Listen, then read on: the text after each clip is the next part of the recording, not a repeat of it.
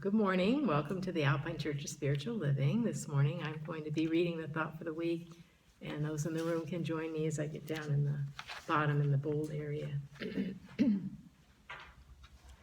We are in what Christians celebrate as the Advent season, which began last Sunday and continues through Christmas on December 25th. We are preparing ourselves for the arrival of the Christ child, into our hearts at a newer and deeper level than we've ever previously experienced. The gifts of the season we will be exploring during the month of December at our church are those of faith, joy, love, and peace. As you go about your duties and events this coming week, recognize that everything in life begins with faith. Hebrews chapter 11, verse 1 states, "Now faith is the substance of things hoped for, the evidence of things not seen." Everything in the material realm is first initiated in the unseen spiritual realm, where and how we place our faith will ultimately become evident in our experience. God sent mankind, his Son, to show us the mighty love he has for us. Joseph and Mary had great faith as they listened to the word of God and boldly proceeded to act upon the message from the angels to them.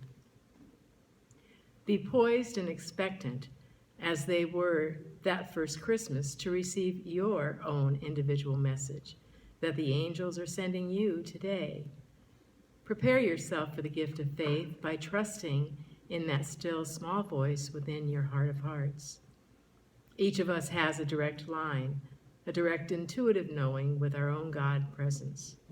It takes awareness and practice to develop trust and faith in listening and following through with action when our divine spirit, our divine self, spurs us on to move forward in a direction our mental mind might not think is the best course. But spirit moves in mysterious ways. An unknowing mind is many times better equipped to be led to our highest and best. Say with me, I am expectant this day to receive the gift of faith. Like Joseph and Mary, as I listen to the angel voices, I trust the ever-present power of God to bring me to and through every apparent challenge, so that my faith deepens and the glory of God is revealed this very day, and it is so.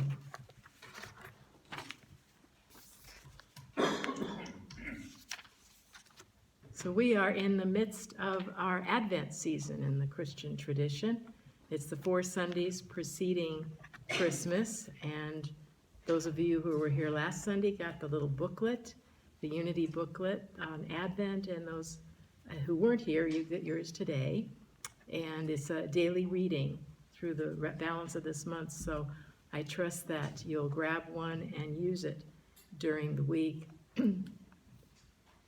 I've taken my topic this morning as faith, knowing that we are guided and led by the faith that we have within ourselves, whether we call it that or not. The synonyms for faith are confidence, trust, reliance, assurance, conviction, belief, devotion, and loyalty. So we all have faith. We all believe in something. And what most of us, many of us on this earth plane, put our faith in is in worldly things. It's in the three-dimensional world and the things that we can touch and smell and taste. And those things are transitory. Those are not the eternal things of spirit. And so we are placing ourselves, as we come into this Christmas season, into the awareness at a deeper level that we are steeped in the spiritual realm, that's where everything begins, is in that unseen spirit realm. And to me, to have faith, I equate it to faith of a child, the child wonder that is open and receptive to not knowing. to being able to be led, to be able to be guided. Both Mary and Joseph in that Christmas story were given messages from angels in their own way. And they didn't understand those messages. They didn't think that they made any sense to them whatsoever. But their higher self, their intuitive self, went with those messages and felt that they needed to follow the guidance that they were given. Many times we see people in this world that put their faith and their trust in things that are transitory. They put their things in the duality of the world, the right and the wrong, the good and the evil. And when we in our New Thought movement believe that there is truly only the one power, the one presence, which is good, which is love, which is joy, which is peace. And when we place ourselves into that consciousness, then we are able to reflect that back out into our experiences. And so when I see people on this earth plane that are what we call in New Thought missing the mark or sinning, what they're doing is they are acting out of their ignorance. They're acting from an unknown state, putting their faith in transitory things. And so we want to recognize that that's not for us, that we are here to put our trust, our faith, our belief in the unseen things, which is love, which is joy, and not into the things of the world. Belief is one of the synonyms of faith, and Jesus the Christ taught us that it is done unto us as we believe. So as we enter this Advent season, as we enter this time of going within, of preparing for the rebirth again and again of this beautiful Christ self within us, we're preparing for this gift of expectancy of good, of more good than we can even imagine. The good that is in the unseen realm, that supports everything in its own way and in its own time. So what is faith? Faith is accepting that life is giving us exactly what we have need of. We have been reading a lot of books lately about letting go and about accepting what is. I have been doing that myself over the last month quite a bit. I am now, today's the 4th. It's been exactly a month since I had my open heart surgery. And I expected to just bounce right back from that experience, and that was not the case. I'm still surprised how my mind, my heart, everything wants to do, as that's what I am, and the body just isn't going there. And so I'm taking time to rest more than I have ever done, and knowing that this is the way that Spirit is giving me what I need right now, not to fight it, not to be upset about it, but to accept that right here and right now, this is what is happening for me, for my highest and best good. And so I don't have to be in control. I don't have to know exactly what is going on, why and when and how. I can just let it be. And I'm asking each of us, as we all have our own things in life, our own milestones or our own challenges that we're going through, that we can allow Spirit to place us in that mode of receptivity, to wait with wonder what the gift is. in the season before Easter, it's called Lenten season, and we give up something. I'm asking us to, in this Advent season, give us ourselves that same type of modality that we can think about what do we want to give up in this season before the Christ child appears to us. How about if we give up doubt?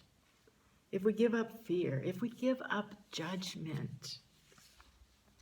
If we give up limitation of any kind? If we give up having to have it my way?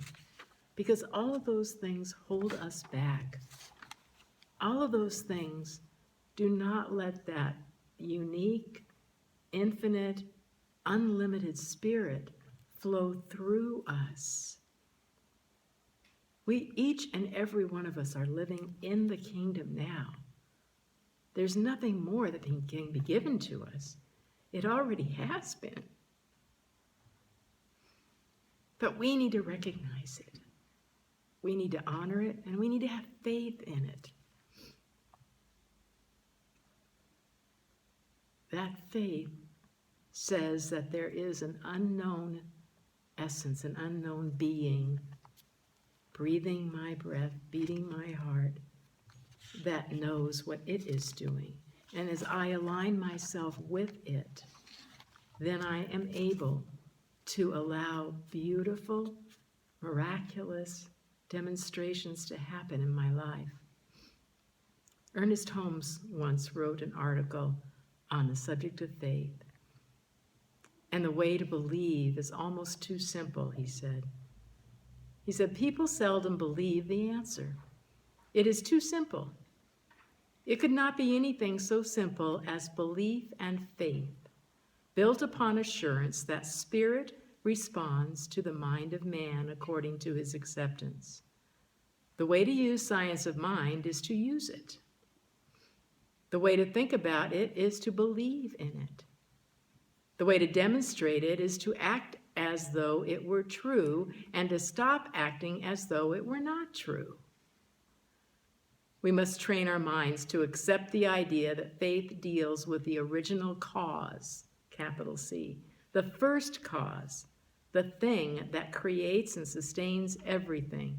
To believe and understand this cause is immediately accessible, immediately flowing into our consciousness through our creative use we make of it. Many of us have gone through Science of Mind classes at the very beginning, Science of Mind 1, 2, and so forth. And in those classes, we utilize the method of seeing what is that we want to have placed in our lives, demonstrated in our lives, and go about working with our spiritual nature to have that come about. I can remember there were a couple people, one in particular who wanted a new job, one who wanted a new home. You know, we live in this world of things, you know, and that's part of being human. And that's okay, to have our desires, to have our goals. And so when we are working with spirit, though, from that causal side of it, then we are open and receptive to knowing that this spirit wants only the highest and best for us as well. It takes believing. It takes accepting. It takes knowing that there is something that is working for my highest and best good, that is on my side, even if I can't see it myself. James chapter 2, verse 17 says, "Even so faith, if it hath not works, is dead, being alone." And verse 26, "For as the body without the spirit is dead, so faith without works is dead also." And so what we're talking about here is knowing that we have faith, but that we also need to move our feet. Treat and move your feet is one of our ways that we talk about what we do in Science of Mind. That we need to bring ourselves together to do something about whatever it is that we are spurred and listening and available to Spirit to tell us what to do. The Tao, verse 79, struck me as an example of faith. And Wayne Dyer put it this way: regardless of anyone else's attitude, if you live with true virtue, you'll seek a way to give. This truth completely aligns with the Tao. For all, the creator of life is always giving, never taking. So change the way you think about scarcity and resentment and begin to truly feel the question, how may I serve? The universe will seem to respond, finally, you got it. You're acting like me. I'll keep that flow coming into your life in ways that will astound and delight you. When we get out of our way, when we allow ourselves to let the bigger part of us move through us, we naturally want to give, we naturally want to serve, we naturally want to be used by this Spirit, to have faith in the greatness of what we are. Think about how may I serve? How may I give? That's exactly what the universe is doing. There was a song that I sang as a youth back in my Methodist days. And I haven't sung it in a long time because a lot of it, if you think about it from the initial standpoint, it sounds like God is out there somewhere. God is a person, a being, an entity that is someone. And I would like to sing it for you this morning, hopefully. And I would like you to look at it from a different perspective than just the mere words that are on the lyrics. Think of it in a broader way. Who made the mountains? Who made the trees? And who makes the rivers flow to the sea? And who sends the rain when the earth is dry? Somebody bigger than you and I. Who makes the flowers bloom in the spring? Who makes the song for the robins to sing? And who hung the moon in the starry sky? Somebody bigger than you and I. He lights the way when the road is long, keeps you company. With love to guide you, he walks beside you, just like he walks with me. When I am weary, filled with despair, who gives me courage to go on from there? And who gives me faith that will never die? Somebody bigger than you and I.